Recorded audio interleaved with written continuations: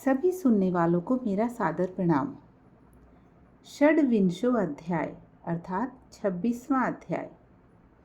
नारायणं नमस्कृत्य नरं चैव नरोत्तमं देवीं सरस्वतीं व्यासं ततो जयमुदीरयेत। अब उद्यापन के पीछे व्रत के नियम का त्याग कहते हैं। वाल्मीकि मुनि बोले, संपूर्ण पापों के नाश के लिए गरुड़ ध्वज भगवान की प्रसन्नता के लिए धारण किए व्रत नियम का विधि पूर्वक त्याग कहते हैं। हे राजन, व्रत करने वाला मनुष्य समाप्ति में ब्राह्मणों को भोजन करावे और बिना मांगे जो कुछ मिल जाए उसको खाकर रहने में स्वर्ण दान करना, अमावस्या में भोजन का नियम पालन करने वाला दक्षिणा के साथ गोदान देवे, और जो आंवला जल से स्नान करता है वह दही अथवा दूध का दान देवे। हे राजन, फलों का नियम किया है तो फलों का दान करे, तेल का नियम किया है अर्थात तेल छोड़ा है तो समाप्ति में घृत दान करे, और घृत का नियम किया है तो दूध का दान करे। हे राजन, धान्यों के नियम में गेहूं और शाली चावल का दान करें। हे राजन, यदि पृथ्वी में शयन का नियम किया है तो रुई भरे हुए गद्दे और चांदनी के सहित अपने को सुख देने वाली तकिया आदि रखकर शैया का दान करें। वह मनुष्य भगवान का प्रिय होता है। जो मनुष्य पत्र में भोजन करता है वह ब्राह्मणों को भोजन करावे, घृत चीनी का दान करे, मौन व्रत में स्वर्ण के सहित घंटा और तिलों का दान करे, सपत्नीक ब्राह्मण को धृत युक्त पदार्थ से भोजन करावे। हे राजन, नख तथा केशों को धारण करने वाला बुद्धिमान दर्पण का दान करे, जूता का त्याग किया है तो जूता दान करे, लवण के त्याग में अनेक प्रकार के रसों का दान करे, दीप त्यागी किया है तो पात्र सहित दीपक का दान करे।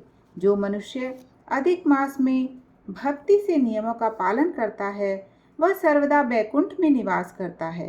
तांबे के पात्र में घृत और स्वर्ण की बत्ती रखकर दीपन का दान करे। व्रत की पूर्ति के लिए पल मात्र का ही दान देवें। एकांत में वास करने वाला 8 घंटों का दान करे। वे घट स्वर्ण के हों या मिट्टी के, उनका वस्त्र और स्वर्ण के टुकड़ों के सहित देवे, और मास के अंत में छाता जूता के साथ 30 मोदक का दान करे, और भार ढोने में समर्थ बैल का दान करे। इन वस्तुओं के न मिलने पर अथवा यथोक्त करने में असमर्थ होने पर, हे राजन, संपूर्ण व्रतों की सिद्धि को देने वाला ब्राह्मणों का वचन कहा गया है, अर्थात ब्राह्मण से सुफल के मिलने पर व्रत पूर्ण हो जाता है। जो मल मास में एक अन्न का सेवन करता है वह चतुर्भुज होकर परम गति को पाता है। इस लोक में एक अन्न से बढ़कर दूसरा कुछ भी पवित्र नहीं है। एक अन्न से के सेवन से मुनि लोग सिद्ध होकर परम मोक्ष को प्राप्त हो गए। अधिक मास में जो मनुष्य रात्रि में भोजन करता है वह राजा होता है। वह मनुष्य संपूर्ण कामनाओं को प्राप्त करता है, इसमें जरा भी संदेह नहीं है। देवता लोग दिन के पूर्वाह्न में भोजन करते हैं और मुनि लोग मध्याह्न में भोजन करते हैं। अपराह्न में पितृगण भोजन करते हैं, इसलिए अपने लिए भोजन का समय चतुर्थ प्रहर कहा गया है। हे नराधिप, जो सब बेला को अतिक्रमण कर चतुर्थ प्रहर में भोजन करता है, हे जनाधिप, उसके ब्रह्म हत्या आदि पाप नाश हो जाते हैं।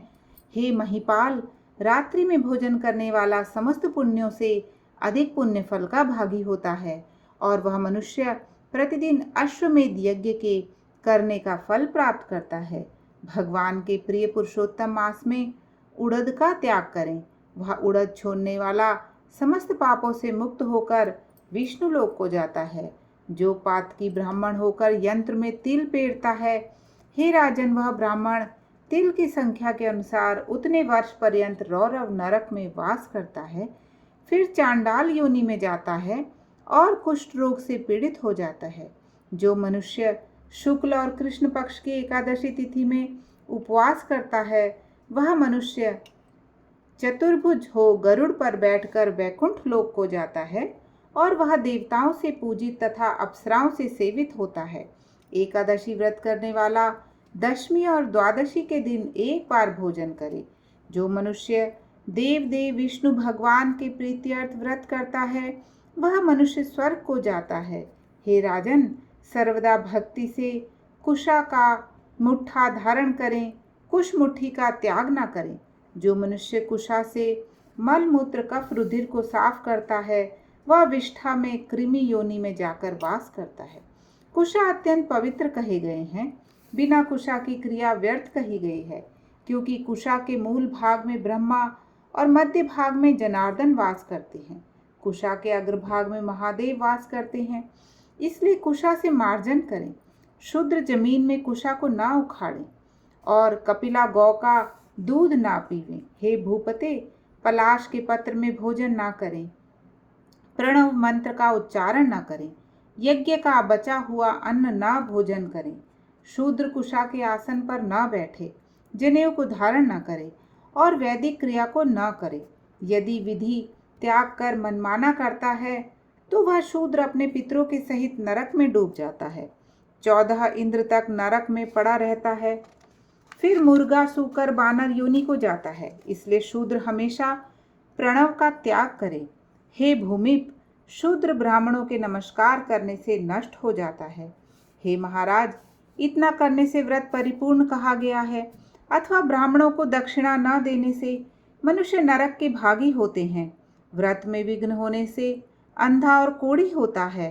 हे भूप, मनुष्यों में श्रेष्ठ मनुष्य पृथ्वी के देवता ब्राह्मणों के वचन से स्वर्ग को जाते हैं। हे भूप, इसलिए कल्याण को चाहने वाला विद्वान मनुष्य उन ब्राह्मणों के वचनों का उल्लंघन न करे। यह मैंने उत्तम कल्याण को करने वाला, पापों का नाशक, उत्तम फल को देने वाला, माधव भगवान को प्रसन्न करने वाला, मन को प्रसन्न करने वाला धर्म का रहस्य कहा। इसका नित्य पाठ करें। हे राजन, जो इसको हमेशा सुनता है अथवा पढ़ता है वह उत्तम लोक को जाता है। यहाँ पर योगीश्वर हरि भगवान वास करते हैं। इति श्री बृहद नारदीय पुराणे पुरुषोत्तम मास महात्म्ये श्री नारायण नारद संवादे गृहीत नियम त्यागी नाम षड्विंशो अध्याय। जय जय नारायण नारायण हरि हरि, स्वामी नारायण नारायण हरि हरि। तेरी लीला प्रभु है न्यारी न्यारी, हरि हरि। तूने संकट टारे भारी भारी, हरि हरि।